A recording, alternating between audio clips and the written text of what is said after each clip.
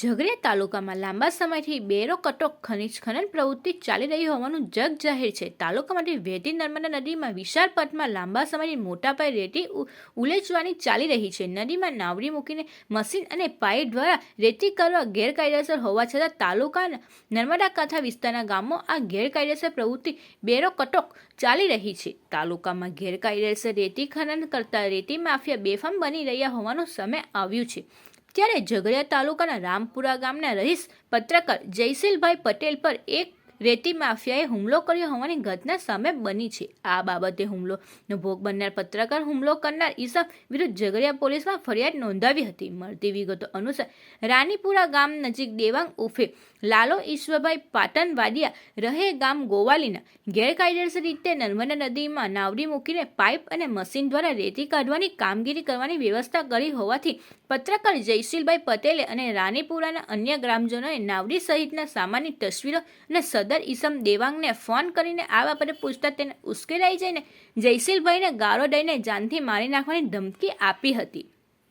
આ બાબતે ગ્રામજનો દ્વારા ભરૂચ જિલ્લા કલેક્ટરને લેખિતમાં ફરિયાદ પણ આપવામાં આવી હતી. ત્યારબાદ જયશીલભાઈએ ગાંધીનગર ખાણ ખનીજ વિભાગને તેમજ ઝઘડિયા પ્રાંત અધિકારીને ફોનથી જાણ કરી હતી.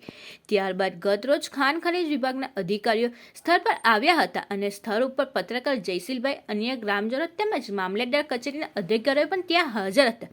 તે દરમિયાન દેવાંગ પાટણવાડિયા પર ત્યાં આવ્યો હતો અને તેને એકદમ ઉશ્કેરાઈ જઈને સ્થળ ઉપર હાજર અધિકારીઓની સામે પત્રકાર જયશીલભાઈ પટેલ સાથે ઝાપાઝપી કરી ગળું દબાવી ભેખામાં દબાવી રાખ્યા હતા. સ્થળ ઉપર હાજર લોકોએ તેમને છોડાવ્યા હતા. આ ઘટનામાં જયશીલભાઈને ઈજા થતાં તેમને અવિધા સરકારી દવાખાને સારવાર માટે લઈ જવાયા હતા. હુમલાનો ભોગ બનનાર પત્રકાર જયશીલ પટેલ સદર ઈસમ દેવાંગ ઈશ્વરભાઈ પાટણવાડિયા વિરુદ્ધ ઝઘડિયા પોલીસ મથકમાં ફરિયાદ લખાવી હતી. ઉલ્લેખનીય છે કે ઝઘડિયા તાલુકામાં બેફામ બનતા જતા ખનીજ માફિયાઓ પર તંત્ર કડક કાર્યવાહી કરે તેવી માંગ ઉઠવા પામી છે.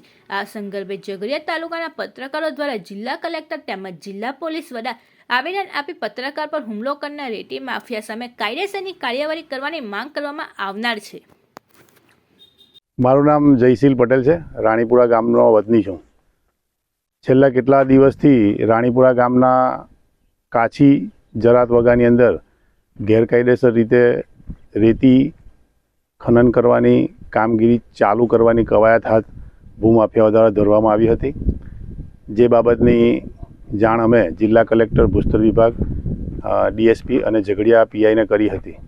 તેના અનુસંધાનમાં ગતરોજ અમને એવી જાણ થઈ હતી કે ભાઈ ભૂમાફિયાઓ દ્વારા નર્મદા નદીના ચાલુ પ્રવાહમાંથી પાઇપ નાખી નાવડી વડે એન્જિન દ્વારા રેતી ઉલેચવાનું કામ ચાલી રહ્યું છે.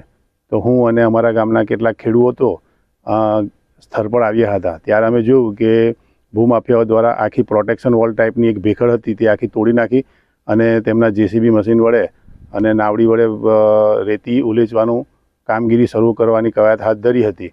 આ સંદર્ભે મેં જિલ્લા ભૂસ્તર અધિકારી, ઝઘડિયા પીઆઈ અને પ્રાંત અધિકારીનો સંપર્ક કર્યો હતો, જેથી તેની ટીમ ત્યાં તાત્કાલિક અહીંયા પહોંચી હતી. તે દરમિયાન આ જે ગેરકાયદેસર રીતે રેતી ખનન કરે છે તેઓ ગોવાલી ગામનો દેવાંગ ઉર્ફે લાલો ઈશ્વર પાટણવાડિયા નાઓ અહીંયા ધસી આવ્યા અને અધિકારીઓની હાજરીની અંદર મારી ગરદન પકડી લીધી અને મને જીવથી મારવાનો પ્રયાસ કર્યો. આશરે 45થી 60 સેકન્ડ સુધી એણે મારી ગરદન પકડી લીધી હતી અને મારી સાથેના અન્ય લોકોએ મને બચાવવાનો પ્રયત્ન કર્યો હતો, જેથી હું વધુ મારમાંથી બચી ગયો હતો. ત્યારબાદ ભૂસ્તર વિભાગની ટીમ દ્વારા અહીંની જે ગેરકાયદેસર રીતે રેતી ખનન કરવાની પ્રક્રિયાની જે સાધન સામગ્રી હતી તેને જપ્ત કરી અને તેની આગળની કાર્યવાહી કરી 55 લાખ રૂપિયા જેટલા મુદ્દામાલ જપ્ત કર્યો છે.